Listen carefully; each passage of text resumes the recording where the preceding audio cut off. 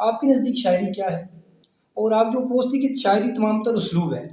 غالب نے ایک خط میں لکھا ہے کہ بھائی شاعری معنی آفرینی ہے، کافیہ پیمائی نہیں.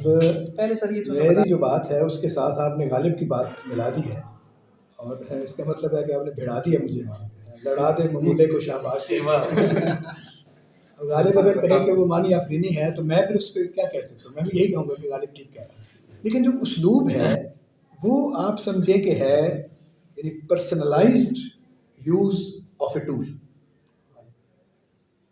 کہ اسی پینٹ کو آپ اٹھاتے ہیں تو کیسا بناتے ہیں، اور اسی پینٹ کو میں اٹھاتا ہوں تو کیسا بناتا ہوں.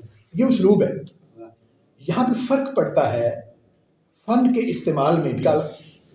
یعنی اس کا مطلب ہے کہ اس کا اپنا جو ویژن ہے غالب کا، تکرار صوت کا، وہ راز مکتوب بے ربطی عنوان سمجھا کو قبول کرتا ہے اور پاپ آیا کو قبول نہیں کرتا. اب اس کی کوئی توجیہ آپ نہیں کر سکتے، یہ اس کا اپنا ذوق ہے، یہ اسلوب ہے. یہ وہ مقام ہے جہاں پر شاعر بنتا ہے کا مطلب ہے دوسرے سے الگ بنتا ہے. آپ دیکھتے ہیں کہ ایک ہی موضوع پر مختلف لوگ مختلف طرح سے سوچتے ہیں. یہ جو سوچ کا مختلف ہونا ہے یہ بھی اسلوب میں شامل ہے. ہم کہتے ہیں کہ اس کے سوچنے کا ڈھنگ یہ ہے. جب ہم سوچنے کا ڈھنگ کہتے ہیں تو ڈھنگ کا مطلب ہے اسلوب. تو اس کا مطلب ہے فکر کا بھی اپنا ایک اسلوب ہوتا ہے. تو جب فکر کا بھی اپنا اسلوب ہے اور فن کا بھی اپنا اسلوب ہے تو شعر میں یا فکر ہوتا ہے یا فن ہوتا ہے. تو پھر سارے کا سارے اسلوب. یہاں پر میر نے روایت کو فالو کیا. میر کا اسلوب وہاں ہے جہاں پر وہ تشبیہوں کو الٹا دیتا ہے،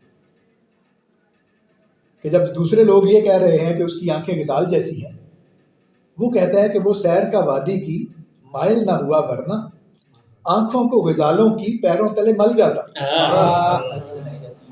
گویا یہ مشاہدے، مطالعے اور مشق کا معاملہ ہو گیا. تو اس سب میں شعر کہنے کی صلاحیت کہاں گئی؟ اگر یہی سب کچھ ہے، جو جتنا صاحب مطالعہ ہے، جو جتنا جانتا ہے، اتنا اچھا شاعر ہونا چاہیے.